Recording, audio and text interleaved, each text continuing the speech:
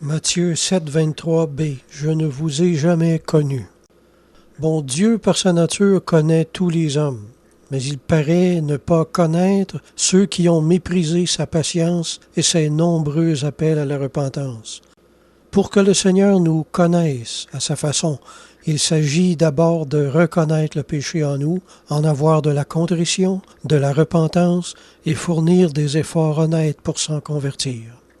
Je ne vous ai jamais connu, non dans le sens que ces personnes n'aient jamais été de vrais croyants, mais dans le sens qu'ils n'ont jamais eu l'intention de fournir des efforts honnêtes vis-à-vis les péchés dont on parle. Ces personnages n'avaient donc pas le cœur au même endroit que le Seigneur. C'est un peu comme un mariage d'intérêt. Un homme épouse une femme par amour, mais cette femme-là épouse l'homme pour son matériel, par exemple, et non par amour. On sait bien que tôt ou tard, ce mariage-là va jamais durer, parce que les deux ne marchent pas d'une même âme. Le cœur du Seigneur aime la sainteté, et son Esprit Saint fait toutes sortes d'exhortations au cœur de ses serviteurs en ce sens durant sa vie. Mais ici, ces mauvais serviteurs avaient développé de la suffisance et se complaisaient maintenant uniquement dans leurs dons et ministères, tout en négligeant la sainteté de leur cœur ou de leur corps. Cette sorte de croyants ont une tâche au cœur depuis le commencement de leur vie chrétienne. Dieu attend pas qu'on soit parfait avant de nous utiliser, parce qu'il n'utiliserait jamais personne, c'est évident.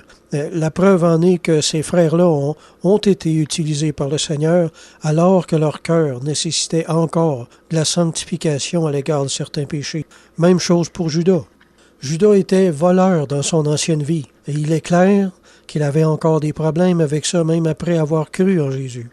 Mais ça l'a pas empêché le Seigneur de se servir de lui pour annoncer l'Évangile, guérir des malades, chasser des démons, pareil comme les autres. Judas est l'exemple par excellence pour expliquer tout le passage de Matthieu 7, 21 à 23. Judas, cet homme-là, avait donné sa vie à Jésus-Christ pour le servir et avait reçu des grâces extraordinaires, tout comme les 11 autres.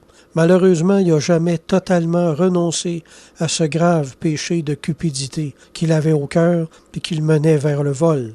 Judas a gardé ce péché-là dans son cœur depuis le début, donnant ainsi un accès à l'ennemi dans sa vie. Lorsqu'il est dit plus tard que Satan entra dans son cœur, c'est vraisemblablement par ce droit de passage qu'il a pu entrer. Le cœur de Judas n'était pas entier au Seigneur. Cette malhonnêteté en lui prenait de la place. Et c'est ce qui est devenu le moyen de sa perte.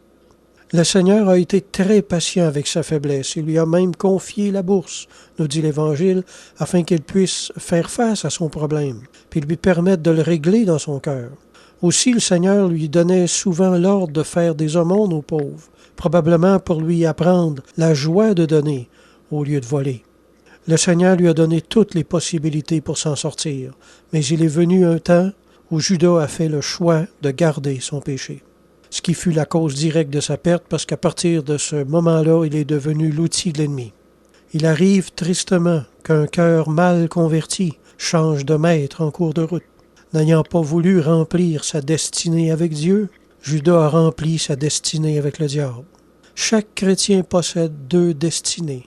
Il y a devant chacun de nous le chemin de la vie et le chemin de la mort. Choisissons la vie avec le Seigneur et persévérons dans ce chemin-là. Amen.